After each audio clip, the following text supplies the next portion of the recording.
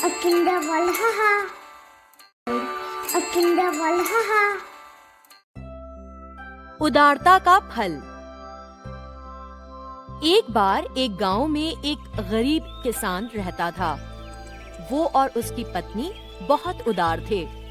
जब उनके और बच्चे हो गए तो वो इतना नहीं कमा पाते थे कि अच्छी तरह उनका पेट भर सकें। उनके लिए भर पेट खाना मिलना ही दावत जैसा होता। खुद अपने लिए भोजन जुटा पाने के संघर्ष के बावजूद ये दंपत्ति किसी भूखे इंसान को अपने घर से बिना खिलाए नहीं जाने देते थे। वो कुछ नहीं तो चावल का दलिया ही मेहमान को खाने के लिए देते। एक दिन जब वो भोजन करने बैठे ही थे कि एक भूखा फकीर उनके घर आया। किसान और उसकी पत्नी ने उसके साथ अपना चावल दलिया बांटा। जब आया था तो फकीर बहुत कमजोर दिखाई दे रहा था, लेकिन दलिया खाकर उसने बेहतर महसूस किया। उसका चेहरा इस अमृत रूपी भोजन करके चमक रहा था।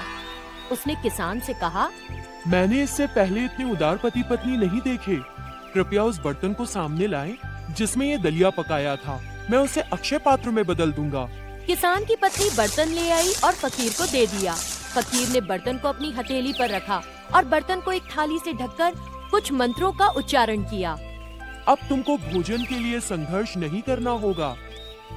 जो भी चीज राजा की रसोई में बनेगी वो तुम्हारे इस बर्तन में मिलेगी। ये कहकर वो उठा और चला गया। पति पत्नी को उसकी बात पर विश्वास नहीं हुआ, बस उसका आशीर्वाद समझ लिया। जब किसान की पत्नी ने दलिया बनाना चाहा और बर्तन पर से थाली को हटाया तो उसने बर्तन को लजीज खानों से भरा पाया, जिनसे बहुत अच्छी सुगंध आ रही थी। पेट भर खा लेने के बाद भी बर्तन में खाना खत्म ही नहीं हो रहा था। इस खाने का स्वाद राजा की रसोई जैसा था। उस बर्तन से न सिर्फ पति पत्नी और उनके बच्चों ने राजसी भोजन खाया, बल्कि घर आने वाले मेहमानों को भी वही खाना परोसा। घर पर जो भी मेहमान आता उससे किसान कहता, महोदय, कृपया परोसा गया खाना ग्रहण करें, लेकिन इसके बारे में कुछ पूछे ना। इसी तरह वो सबसे प्रार्थना करता। जिन भी लोगों ने उसके घर खाना खाया और बाहर गए, सबने यही कहा, किसान के घर परोसा गया भोजन सबसे स्वादिष्ट था। ऐसा खाना तो बस राजा के यहाँ ही मिलता है। जब भी किसान के घर में बर्तन के अंदर खाना आता, राजा की रसोई में खाना कम हो जाता। इस बात को राजा के महल की रसोई में खाना पकाने वाले ने पकड़ा। राजा के परिवार के लिए जितना खाना पूरा हो जाए, उससे ज्यादा बनाने के बाद भी खाने की चीजें कम पड़ जा रही थीं। जब रसोइया पूरा भरा बर्तन हलवा बनाता और ढक्कन बंद करता, परोसते समय वो कम निकलता। क्योंकि ऐसा रात के वक्त होता तो रसोइये ने सोचा कि कोई चोर ऐसा कर रहा है, लेकिन रसोइये को समझ नहीं आया कि चोर कौन है। आखिरकार उसे राजा को ये बात बतानी पड़ी। पहले तो राजा ने उसकी बात पर भरोसा नहीं किया, लेकिन बाद में राजा ने भी देखा कि बर्तनों में खाना कम हो जाता है। राजा ने ये मसला मंत्री से बताया। मंत्री ने भी खुद अपनी आंखों से खाने की मात्रा को कम होते देखा। ये रहस्य राजा के महल की दीवारों में नहीं रह पाया। गांव में सबको पता चल गया कि कोई राजा के महल से खाना चोरी कर रहा है, और साथ ही ये बात भी सबके कानों में पड़ी कि किसान के घर राजसी भोजन बनता है जो सबको खाने को मिलता है। दोनों बातें आपस में कुछ यूं जुड़ी कि कुछ लोगों को शक हुआ कि जो खाना राजा के घर से गायब हो रहा है, वही किसान के घर मिल रहा है। नामुमकिन, मैं पहले ही पता कर चुका हूँ। ये किसान गांव के बाहर एक झोपड़ी में रहता है। वो बहुत गरीब है, लेकिन सब कहते हैं कि वो ईश्वर समान है। क्या वो हमारे महल में सिर्फ खाना चुराने आएगा? ये कैसे हो सकता है?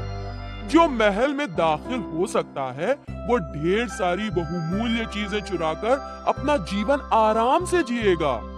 क्या वो खाना चुराने रोज महल आएगा? सच का तभी पता लग सकता है अगर हम खुद उसके घर भोजन करें। एक दिन एक अलग रूप और वेशभूषा में राजा और मंत्री हाथ में छड़ी लेकर पैदल ही किसान के घर गए। जाने से पहले राजा ने रसोइये से पूछ लिया कि आज वो क्या पकाने वाला है। जब किसान और उसका परिवार भोजन करने ही वाले थे, दो अजनबी उनके घर पहुँचे और पूछा, महोदय, हम पड़ोस के गांव के किसान हैं। सफर के दौरान बहुत गर्मी महसूस हुई, क्या आप हमें कुछ खाने को देंगे? किसान ने बड़ी प्रसन्नता से उनका स्वागत किया। उसने अपनी पत्नी से पत्तल लगाकर खाना परोसने को कहा। महोदय, जो भी परोसा है खाइए, बस मुझसे इसके बारे में कुछ पूछिएगा नहीं। जब पत्नी ने खाना परोसा, राजा और मंत्री जान गए कि ये तो महल के रसोई में पके पकवान ही हैं। वो तो खाना खाने नहीं आए थे। राजा और मंत्री ने किसान से पूछा, तुमको इतना अच्छा खाना कहाँ से मिला जो अमीरों के यहाँ भी नहीं मिलता? कृपया मुझसे ये ना पूछें। जब तक बताओगे नहीं हम खाएंगे नहीं। और कोई उपाय न होने पर किसान ने राजा को सब कुछ बता दिया। उसकी बात सुनकर राजा क्रोधित हो गया। वो एकदम से खड़ा हुआ और अपनी छड़ी से उस बर्तन को तोड़ दिया और फिर बिना कुछ कहे राजा अपने मंत्री के साथ वहाँ से चला गया। किसान की पत्नी टूटे बर्तन को पकड़कर रोने लगी। मत रो, आखिर कब तक हम राजसी भोजन खा सकते थे? आज से स्वादिष्ट खाना नहीं होगा, पर चावल दलिया तो होगा ना। ऐसा समझाकर किसान ने अपनी पत्नी को चुप कराया। किसान का बर्तन तोड़कर राजा और मंत्री वापस महल पहुँचे। उन्हें वहाँ खाने के लिए कुछ नहीं मिला। उन्होंने इसकी वजह रसोइये से पूछी। महाराज, खाने की चीजें चूल्हे पर चढ़े बर्तनों से गायब होती जा रही हैं। देखिए, बर्तन बाहर से कैसे काले हैं, लेकिन अंदर एकदम चमकदार साफ। राजा ने किसान के घर भी खाना नहीं खाया था। मंत्री ने अपने घर से राजा और उसके परिवार के लिए खाना भिजवाया। जैसे ही पकवान राजा के महल पहुँचे, गायब हो गए। राजा को तब समझ आया कि किसान के परिवार के साथ बुरा करने की वजह से उसे भूखा रहना पड़ रहा है। एक बार फिर राजा मंत्री के साथ किसान के घर गया और हाथ जोड़कर बोला, मैंने तुम्हारे साथ बुरा व्यवहार किया, मुझे माफ कर दो।